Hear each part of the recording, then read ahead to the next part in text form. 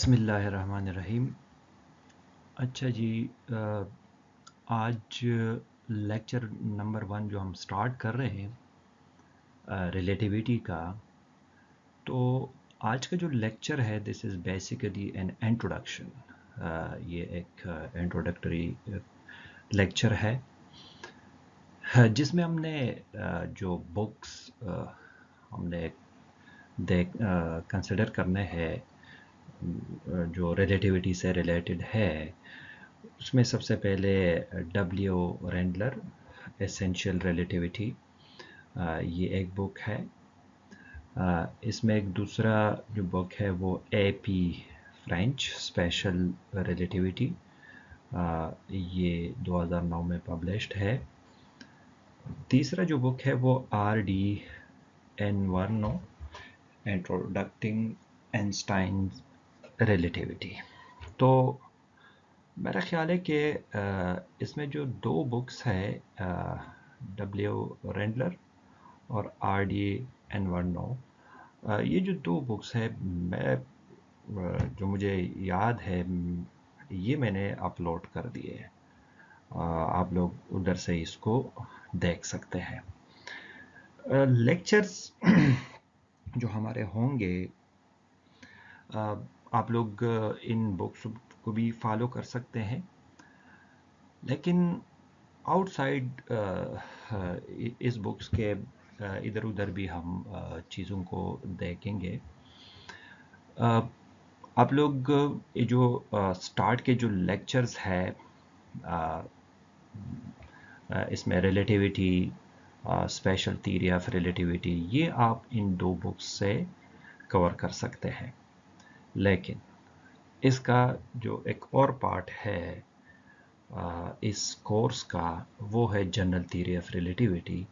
तो वो इन दो बुक्स में से थोड़ा सा मुश्किल है, लेकिन इसके लिए एक और बुक हम प्रोवाइड कर लेंगे।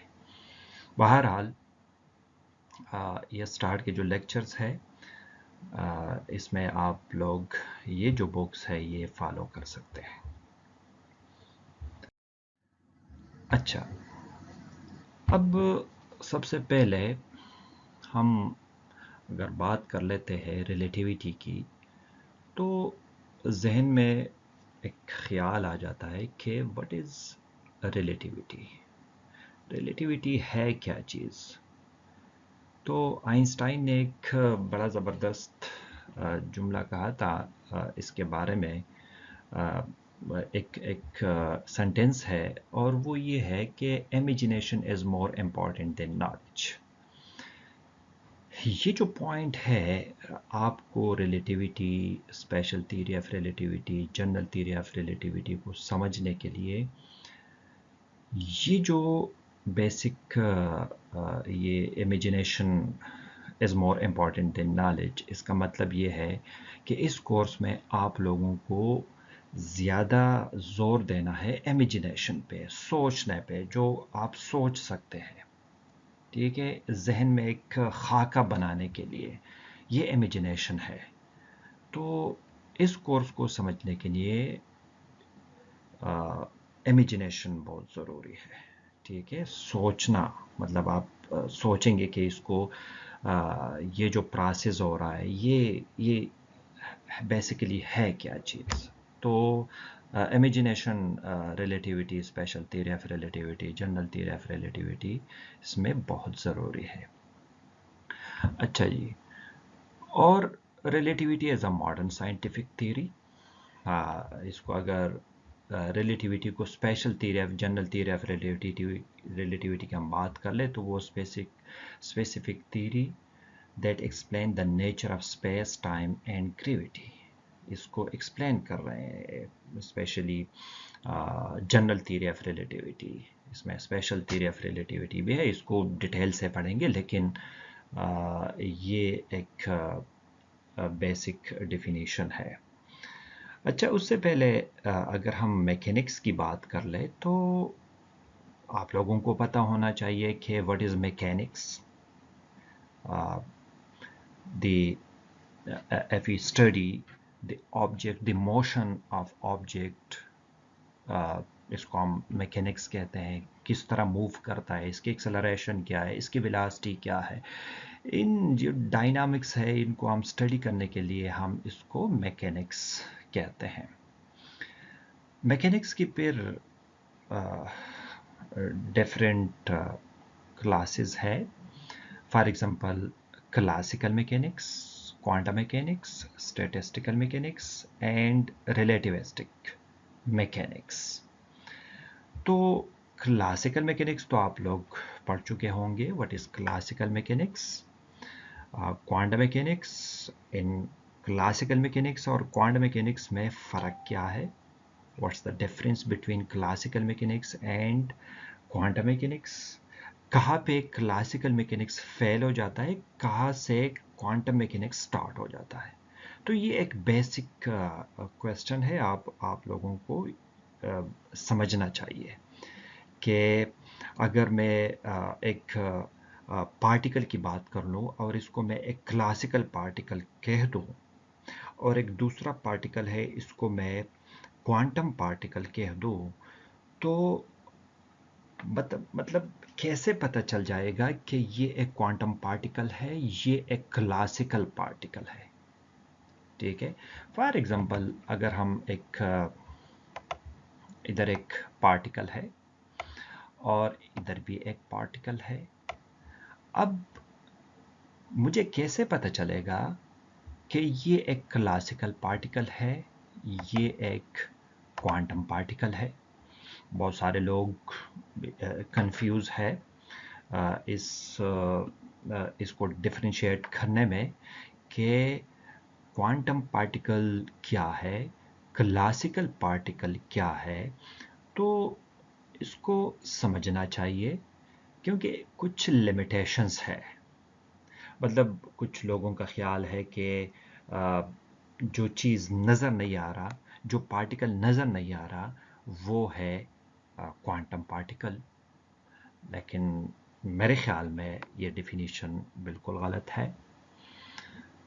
इसकी लिमिटेशन है। लिमिटेशन ये है कि अगर क्लासिकल पार्टिकल की मतलब अगर स्मॉलेस्ट पार्टिकल की हम बात कर लो कि स्मॉलेस्ट पार्टिकल अगर हमारे पास आ जाए तो इसको हम क्वांटम पार्टिकल कहते हैं। लेकिन smallest particle for example one for example अगर हमारे पास एक पार्टिकल है, इसकी डायमेंशन जो है इसकी डायमेंशन 10 की पावर -3 मीटर है, तो क्या ये पार्टिकल क्वांटम पार्टिकल हो सकता है? एक और 10 की पावर फॉर एग्जांपल -6 जो माइक्रोन में है, क्या ये एक क्लासिकल या क्वांटम पार्टिकल हो सकता है? तो देखिए डिफरेंशिएशन बहुत इजी है। क्लासिकल पार्टिकल का मतलब ये है कि कुछ एक लिमिट है, और वो लिमिट जो है एटॉमिक साइज है। एटॉमिक साइज जो 10 की पावर -10 मीटर है, 10 की पावर -10 मीटर, इसका जो साइज है 10 की पावर -10 मीटर, ये एक पॉइंट है जहाँ से हम क्लासिकल और क्वांटम पार्टिकल की डिफरेंशिएशन कर सकते हैं। 10 की पावर -10 मीटर से जो स्मॉल बिग पार्टिकल है, फॉर एग्जांपल 10 की पावर -8, 10 की पावर -7 जो डायमेंशन जो पार्टिकल्स है, तो इसको क्लासिकली ट्रीट किया जा सकता है। लेकिन 10 की पावर -10, 10 की पावर -15, 10 की पावर -12, इस तरह के जो पार्टिकल्स है, ये क्लासिकली आप इसको ट्रीट नहीं कर सकते। तो इसके लिए एक और मैकेनिक्स की ज़रूरत है, जो डायनामिक्स इसके बिल्कुल डिफरेंट है, और इसको फिर कहते हैं क्वांटम पार्टिकल, और इसको हम ट्रीट करेंगे एज अ क्वांटम मैकेनिकली इसको ट्रीट करेंगे। तो याद रहिए कि आपके पास अगर आपसे कोई पूछे कि what's the difference between a classical particle and quantum particle. तो डिफ्रेंसिएशन वही है कि जो पार्टिकल 10⁻⁻10 साइज मीटर इस साइज में है या इससे और भी कम है, वो क्लासिकली जो न्यूटोनियन मैकेनिक्स है या लैग्रांज मैकेनिक्स है या क्लासिकल मैकेनिक्स के जो फार्मूले हैं, जो डायनामिक्स है, उससे आप इसको डील नहीं कर सकते। उससे अगर आप डील करेंगे तो आपको रिजल्ट एक एक एक्सपेरिमेंटल रिजल्ट और आपका जो थ्योरी जो आपने दिया है वो मैच नहीं करेगा। तो इसी वजह से फिर एक नए मैकेनिक्स की तरफ साइंटिस्ट चले गए और इस मैकेनिक्स को फिर क्वांटम मैकेनिक्स का नाम दिया गया कि ये क्वांटम मैकेनिकली ट्रीट करेंगे, जिसकी जो डायमेंशन है वो 10⁻⁻10 है या इससे और भी कम है। तो इसमें एटम जो है इसको क्वांटम मैकेनिकली ट्रीट करेंगे। इसमें प्रोटॉन है, न्यूट्रॉन है, पॉजिट्रॉन है, जितने भी पार्टिकल्स है, इलेक्ट्रॉन है, ये क्वांटम पार्टिकल्स होंगे। और इसमें आप अगर इसको आप न्यूटोनियन मैकेनिक्स से ट्रीट करेंगे तो आपके जो थ्योरेटिकल रिजल्ट्स है वो एक्सपेरिमेंटल रिजल्ट से मैच नहीं करेगा, तो वही एक डिफरेंस आ जाएगा। तो इसी वजह से हम कह सकते हैं कि क्वांटम मैकेनिक्स और क्लासिकल मैकेनिक्स में ये फ़र्क है। ठीक है, फिर स्टैटिस्टिकल मैकेनिक्स भी है और इसके बाद रिलेटिविस्टिक मैकेनिक्स भी है। रिलेटिविस्टिक मैकेनिक्स भी दो तरह के हो सकते हैं। एक अगर क्लासिकल पार्टिकल है, एक बिग पार्टिकल है, फॉर एग्जांपल ये एक बिग पार्टिकल है और इसको अगर आप मूव कर ले with a high speed as compare to the speed of light, तो अगर इससे मूव कर ले तो इसके जो डायनामिक्स है वो भी चेंज हो जाएंगे। तो इसी वजह से यहाँ से भी फिर क्लासिकल मैकेनिक्स जो हम मैकेनिक्स की बात करते हैं वो डायनामिक्स फेल हो जाते हैं। फिर आपको एक नए मैकेनिक्स की ज़रूरत है और वो मैकेनिक्स होगा रिलेटिविस्टिक मैकेनिक्स। फिर एक और बात आ जाती है कि अगर क्वांटम पार्टिकल है, फॉर एग्जांपल इलेक्ट्रॉन है, प्रोटॉन है, वो मूव कर रहा है comparable to the speed of light, तो फिर इस मैकेनिक्स को फिर क्या कहते हैं? इस मैकेनिक्स को फिर कहते हैं रिलेटिविस्टिक क्वांटम मैकेनिक्स। तो वो एक डिफरेंट चीज़ है। ठीक है, इसके जो डायनामिक्स है, जो फार्मूले यहाँ पे जो रिलेटिविस्टिक क्लासिकल मैकेनिक्स में यूज़ हो रहे हैं वो और ये जो रिलेटिविस्टिक क्वांटम मैकेनिक्स में यूज़ हो रहे हैं बिल्कुल डिफरेंट है। ठीक है, तो ये याद रखिएगा कि इस तरह की सिचुएशन है। तो आप लोगों ने इन चीज़ों को समझना है कि क्लासिकल मैकेनिक्स क्या है, कौन सा पार्टिकल मतलब डायमेंशन का हम यूज़ कर सकते हैं, क्वांटम पार्टिकल क्या है। अच्छा, ये भी याद रखिएगा कि अगर क्वांटम मैकेनिक्स की जो जो इक्वेशंस है वो क्लासिकल मैकेनिक्स में भी आप लोग यूज़ कर सकते हैं, जवाब सेम होगा। लेकिन एक क्वेश्चन है कि अगर क्लासिकल मैकेनिक्स की इक्वेशन मौजूद है एक क्लासिकल पार्टिकल के लिए, तो फिर हम क्वांटम मैकेनिक्स की जो रिलेशंस है, जो इक्वेशंस है, हम क्यों यूज़ करें? वो थोड़े से कॉम्प्लिकेटेड है। तो इसी वजह से फिर हम इसको यूज़ नहीं करेंगे। ठीक है।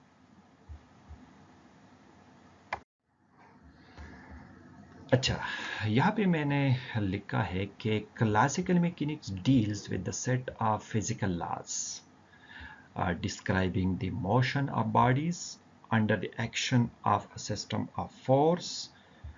It is also called Newtonian mechanics और इसको न्यूटोनियन मैकेनिक्स भी कहते हैं।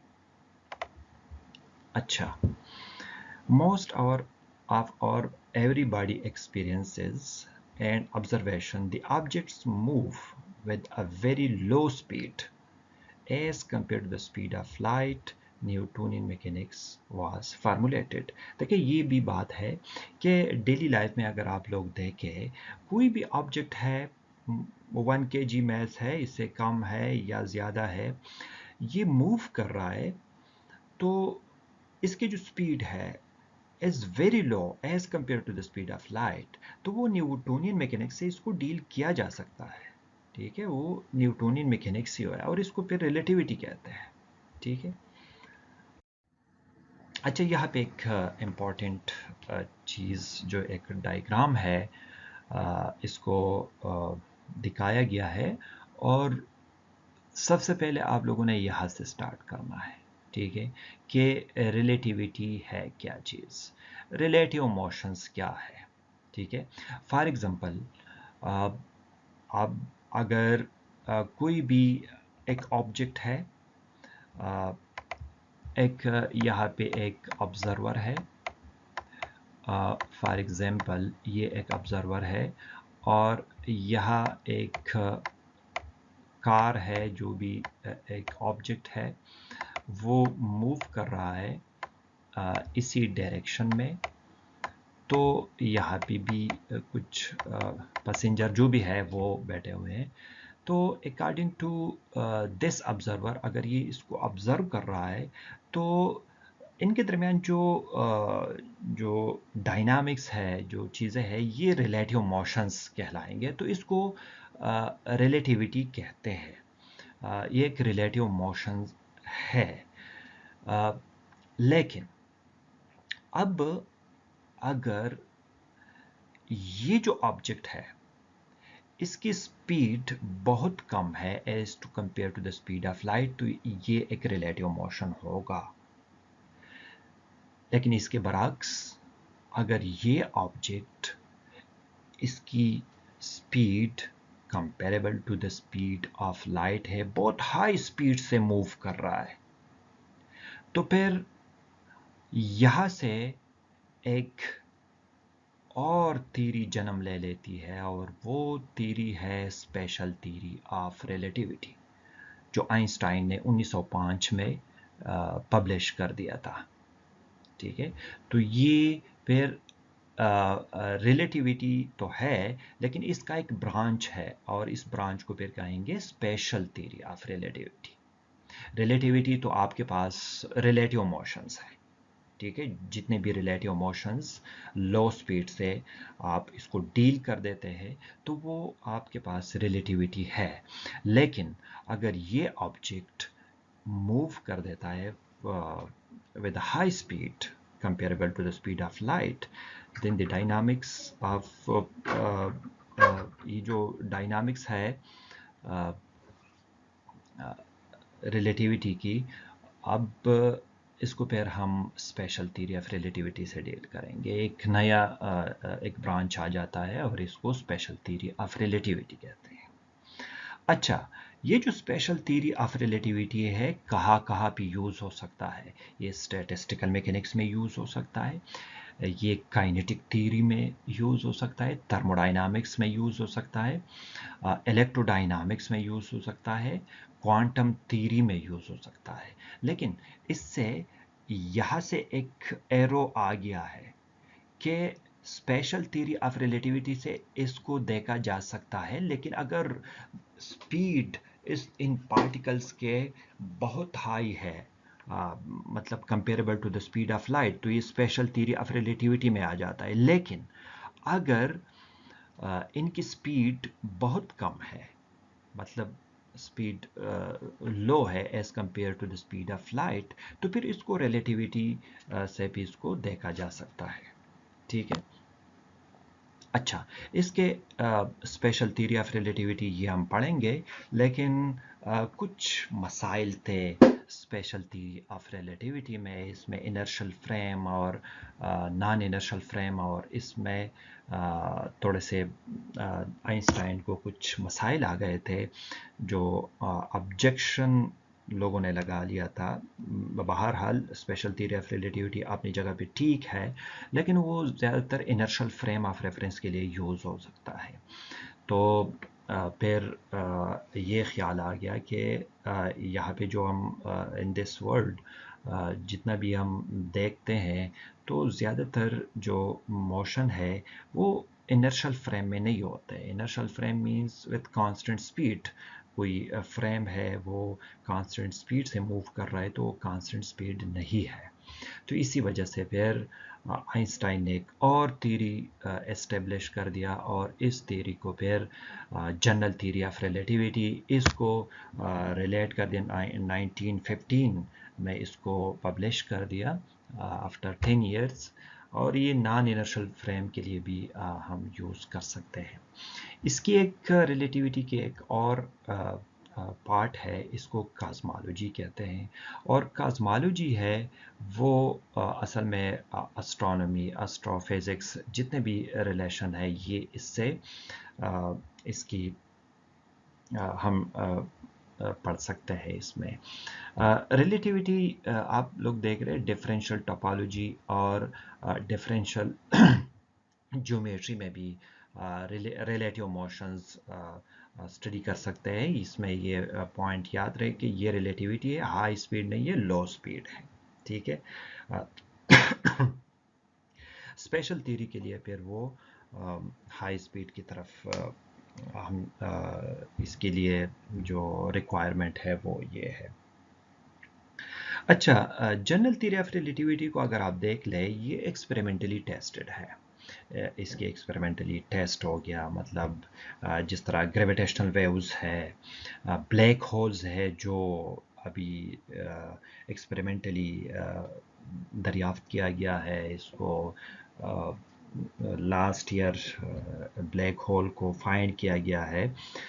तो रेडार सिग्नल्स हो गए, लाइट बेंडिंग, ये लाइट बेंडिंग जो है ये भी एक एक्सपेरिमेंट हो गया है। ये भी आइंस्टाइन ने कुछ इस तरह कहा था कि अगर लाइट है, लाइट रे है, वो किसी मैस से के पास से गुजर जाता है तो वो मैस इस लाइट को अट्रैक्ट कर देता है। ठीक है। तो ये भी एक्सपेरिमेंट हो गया, ये हम डिटेल से पढ़ेंगे जनरल थ्योरी ऑफ रिलेटिविटी में। ठीक है। फॉर्मलिज्म इसकी जो मैथमेटिक्स है इसमें टेंसर्स है, फ्रेम्स है, स्पिनर्स है, ये चीज़ें हैं। और भी चीज़ें हैं लेकिन हमारे कोर्स से रिलेटेड जो चीज़ें हैं वो असल में है जो हमने समझना है। सबसे पहले हम रिलेटिव मोशंस को समझना है कि रिलेटिविटी क्या है। रिलेटिव मोशंस मींस लो स्पीड के जो ऑब्जेक्ट्स है वो हम स्टडी करेंगे।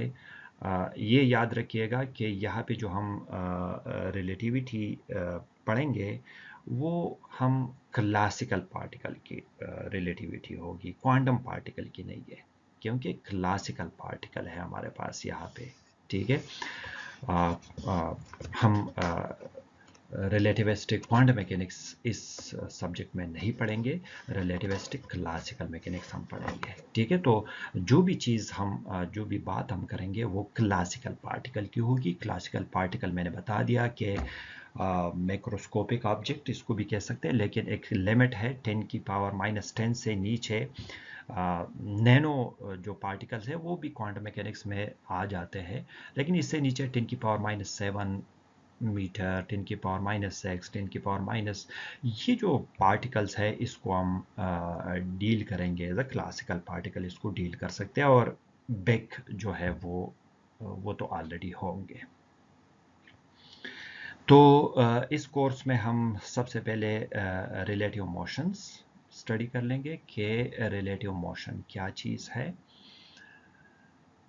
इसके बाद हम आएंगे स्पेशल थ्योरी ऑफ रिलेटिविटी पे कि स्पेशल थ्योरी ऑफ रिलेटिविटी क्या है।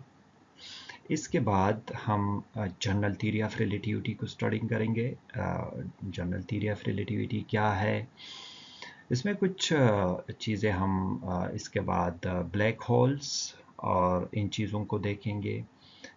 कॉस्मोलॉजी में भी के कुछ पार्ट हम इसके भी पढ़ेंगे। लेकिन बहरहाल जो हमारा मेन कंसंट्रेशन है इस कोर्स का वो है special theory of relativity and general theory of relativity. ठीक है। तो इसको हम पढ़ेंगे आगे।